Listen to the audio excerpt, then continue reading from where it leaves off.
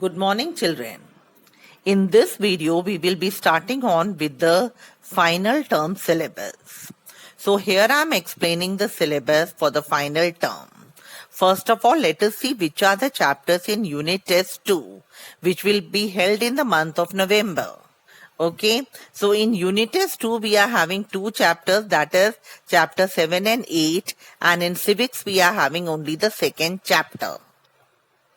Okay, now let us see the final term syllabus. In the final term syllabus in history, we are having four chapters. They are chapter 7, 8, 9, and 10. And in civics, we are having the second chapter. That is all for the history civics syllabus of class 6th for the final term. Okay, so I think so you have understood it. It is in written also, so you can see it very nicely. And as you know that in the first term we have already done. Now children, we are starting on with the 8th chapter, and the name of the chapter is Rise of Kingdoms and Republics. Okay, now it was a period in which iron, it was used on a very big scale. Iron metal, it was used on a very big scale. Okay, now by the period 600 BCE, with the help of the iron tools, the people, they were able to clear a large area of the Ganga plain. And after making it clear, the people, they started settling over in that area.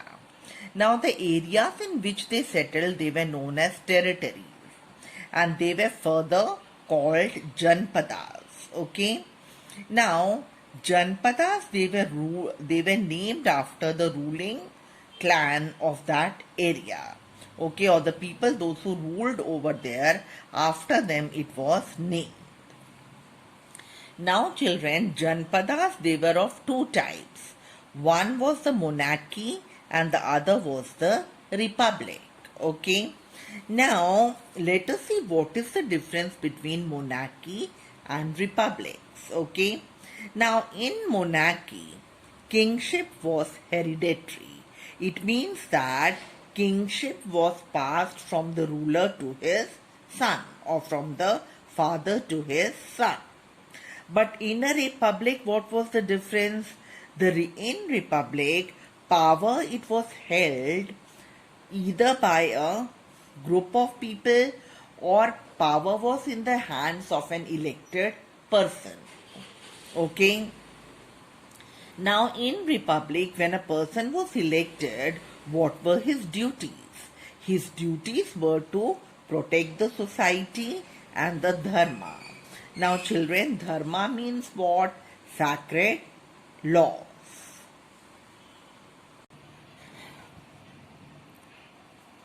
Now children, let us see what is the meaning of the word Janpada.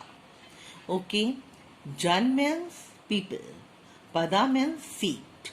So Janpada, it means the place where the people, they had put their pad or the feet. Okay, so now let us see the Janpada. It was a combination of many villages and towns. Okay, and slowly what happened, when the people, they started living in villages and towns, it led to the formation of large states. Okay, so it led to the formation of very big states, and in that states, towns, they were the main center from where all the operations used to take place, or all the working used to take place. And it also strengthened the territory. Okay. Now what happened earlier, the people, they were more honest or loyal towards their Janpada, and they became more like loyal towards their Janpada, and they did not pay much of loyalty towards their Jana or the tribe. Although in the early stages they were more loyal towards their tribe, which was known as a Jana. But after the formation of Janpadas, they showed more loyalty towards their Janpada instead of their Jana or the tribe. Okay. Now children, I think so you have understood the meaning of Janpada. Okay.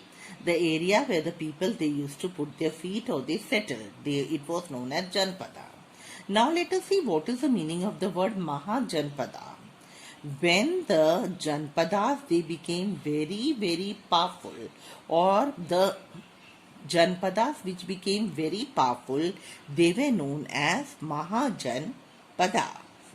Now if we have a look in the Buddhist and the Jain literature, they have already mentioned the name of about 16 Mahajanpadas. Okay, now let us see which are the 16 Mahajanpadas. They were which one?